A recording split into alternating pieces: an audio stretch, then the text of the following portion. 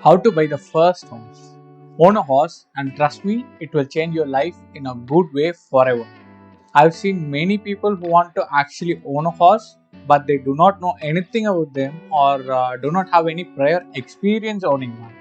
So, I'm not saying this for experienced owners but for people who are new or wish to get a horse in the future but do not know how to have one.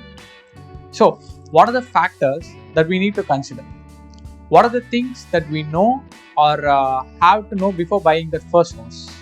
Let me explain that in detail and you will have a clear idea of what skill sets, base requirements, accessories and maintenance requirements that you would need. Basically, horses are herbivores. They evolved in large plain grasslands. They eat grass, drink water, live under the sun. The grasslands have minimum rainfall and they live in herds. There will be one dominating stallion that will mate with all the females and others will be submissive to him. They go on to live for 30 years if they do not face any wild predators, diseases or natural calamities. But when we domesticate these horses and bring them under our control and separate them from their natural herd, we have to consider some basic factors to keep them safe, healthy and happy. And yeah, also give them a life with a purpose. So, what are the factors that we need to consider before bringing that first horse? Number one is space availability. Horses require a minimum of 100 square feet area as their stable or barn. This is like their shelter or kennel for dogs. Other than the time they are grazing or working, they will be here. I would actually say that 160 to 180 square feet of barn would be more comfortable, but do not go below 100. Also, do not go above 200 square feet as you will find it difficult to go inside and catch the horse if it is not a very well behaved one. For free grazing, if you have a proper fencing or a compound, you can let it free without any ropes. Otherwise, make sure to tie the horse in a long rope of at least 10 feet. Make sure that the horse is used to tying. Some horses will not be used to tying and their legs will get stuck in the rope. You will also need a minimum of 1 acre if you are planning it to allow it to graze freely. If you are tying it, then make sure to have some extra space to give the horse proper exercising like lunging. Number 2. Basic material requirements.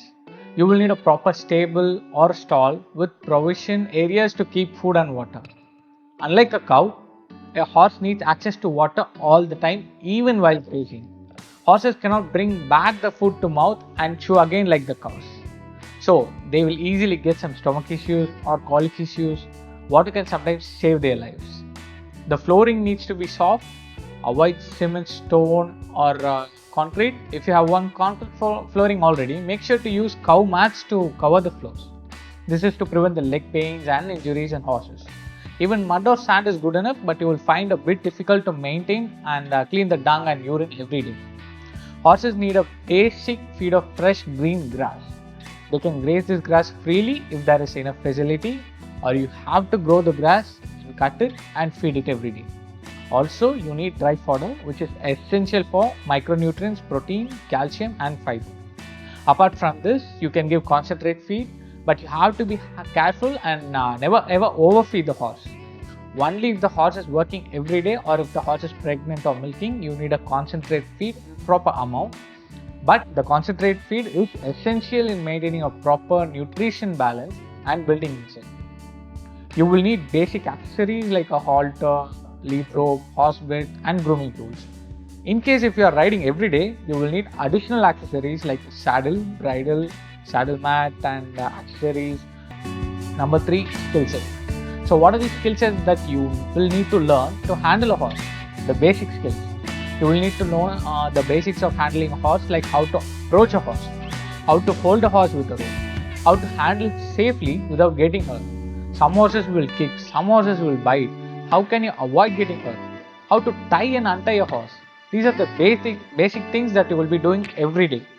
This is not at all similar to handling a cow. There are some instances where some new owners tie their horses overnight like a regular cow and that horse freaked out and by morning twisted its neck and lost its life.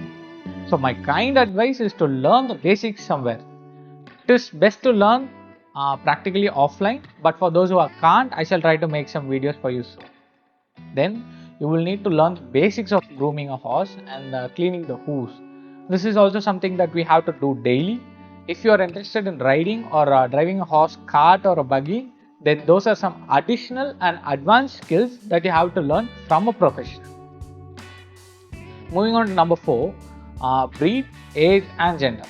What breed is right for you? Should you get a male or a female? What age should it be? Is a young baby horse right for you, or is it an adult? See, there are some basic horse terminologies.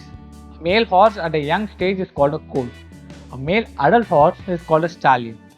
A female young baby horse is called a filly. An adult female horse is called a mare. I would always suggest an experienced, well-mannered adult female, which is a mare, to new owners, because a stallion will be very powerful and very dominant. In countries like the US, almost all stallions are working horses in ranches. They will be disciplined. But in India, especially with our native Indian breeds, which are classified as hot-blooded horses, they are mostly used only for breeding and show purposes. They will be more dominating. Young colts and fillies will not have the maturity to be disciplined.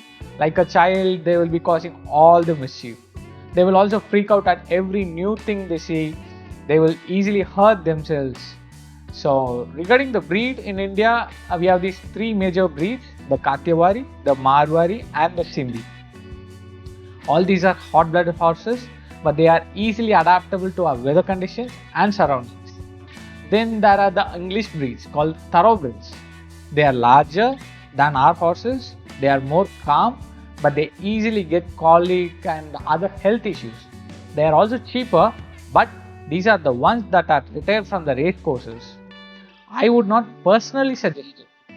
They are too big to handle, too big to maintain. You cannot breed them profitably. You cannot ride them outdoors, as they are mostly not used to riding open in the roads. And you also have to retrain them. Finally, number 5 is religious beliefs. This is only in India as far as I know, and mostly in Hinduism. This is a personal choice of the owner and their belief system. Some people believe in a thing called the Bauri or the Suli. There are these twists in the hair patterns in different places in the horse's body. Some places are said to be auspicious or holy. Some places are said to be bad and unacceptable. This is slowly fading away, but it is still predominant in South India, especially in Tamil Nadu. Some people also have sentiments with the color marking, especially on the legs.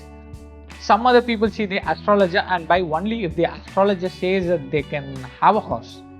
So, if you are a believer, be aware of these things.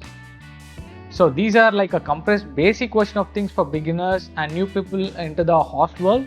Always remember, the horse never ever asked us to domesticate and be trained. We chose the horse. If ever any mistake happens, it was never the horse, it was always us.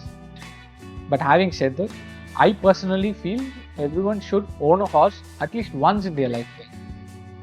It will create a magic and change their life totally forever. Thank you.